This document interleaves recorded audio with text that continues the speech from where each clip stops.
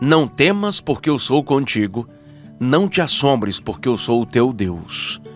Eu te fortaleço e te ajudo e te sustento com a destra da minha justiça.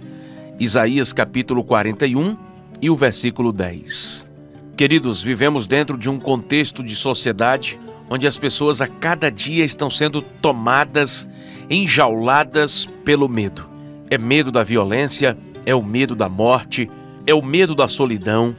O medo já chegou a níveis tão alarmantes que o Instituto de Saúde Mental dos Estados Unidos publicou recentemente dados preocupantes sobre o medo.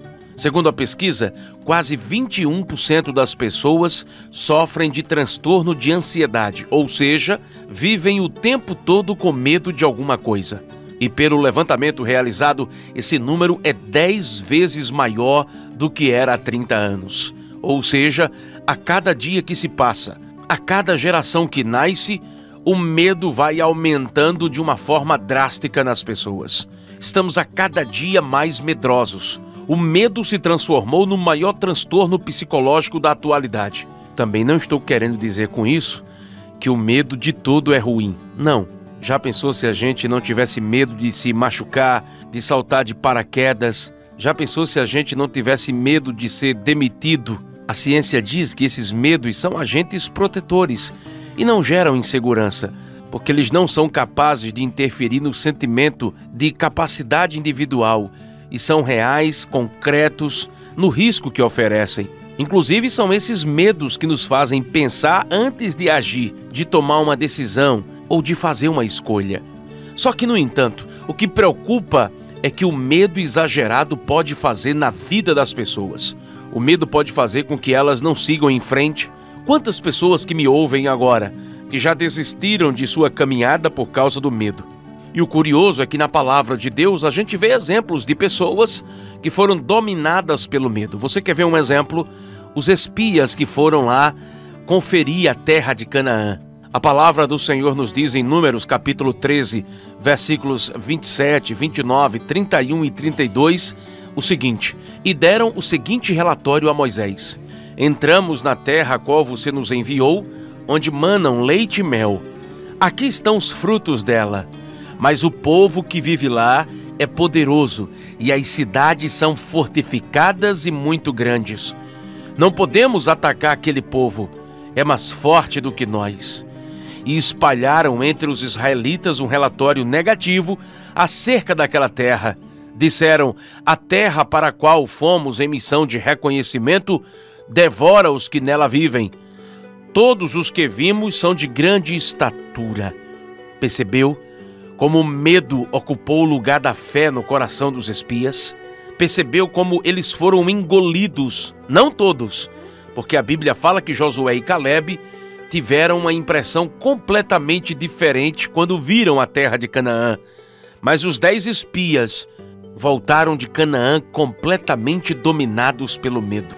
Ao verem Canaã fechada por grandes muralhas e habitada por um povo mais forte, a Bíblia fala que aqueles homens sentiram muito medo e, o pior de tudo, contaminaram todo o restante do povo de Israel.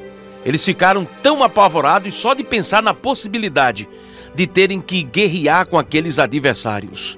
O medo faz a gente olhar para o tamanho dos inimigos e não para o tamanho do Deus que nos prometeu a terra.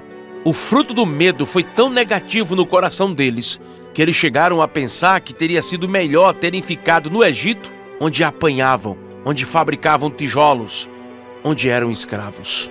Essa parte do texto onde os espias voltam trazendo o relatório do que viram lá em Canaã é tão importante para a gente, porque nos mostra as duas facetas, os dois lados, um de quem vive com medo e daquele que resolve suplantar tudo pela fé.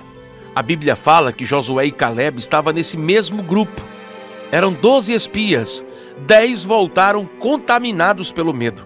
2 voltaram com uma perspectiva completamente diferente. Mesmo vendo gigantes, mesmo vendo muralhas, diz a Bíblia em Números capítulo 13, o versículo 30, que Calebe fez o povo calar-se perante Moisés e disse: subamos e tomemos posse da terra, é certo que venceremos. Olha que coisa tremenda. Josué e Calebe foram no mesmo grupo de espias e voltaram com a fé ainda mais renovada em Deus, de que eles podiam entrar dentro de Canaã, dominarem aquele povo e conquistarem a terra.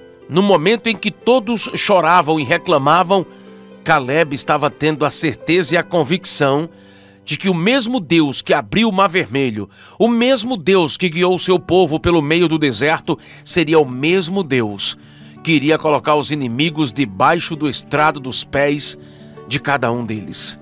Ou seja, Calebe e Josué preferiram ser guiados por Deus e não pelo medo. Quem sabe você aí no carro, em casa, no trabalho, esteja ouvindo essa palavra e esteja dizendo: ah, evangelista Ebinéias, o senhor não faz ideia do tamanho do problema, do gigante que está diante de mim. É por isso que eu estou assim tomado pelo medo. Mas eu quero dizer para você que mesmo com medo do tamanho do inimigo, se você escolher ser como Josué e Calebe, você não deixará que esse sentimento te domine. Pelo contrário, você se lembrará que não existem muralhas nem gigantes que não possam ser destruídos pelas mãos do Senhor nosso Deus. A Bíblia nos ensina a sermos fortes e corajosos, porque temos o Senhor ao nosso lado. Paulo, escrevendo aos Romanos, no capítulo 8, versículo 31, Paulo diz: que diremos, pois, a essas coisas? Se Deus é por nós, quem será contra nós? Então, meu querido, minha querida, levante a cabeça, siga em frente. Não importa se diante de você está Golias, não importa se diante de você está as muralhas de Jericó. Qual é o gigante? Qual é o problema? Qual é a adversidade que está permitindo o medo dominar você?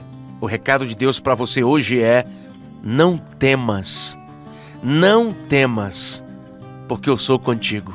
Não te assombres, porque eu sou teu Deus.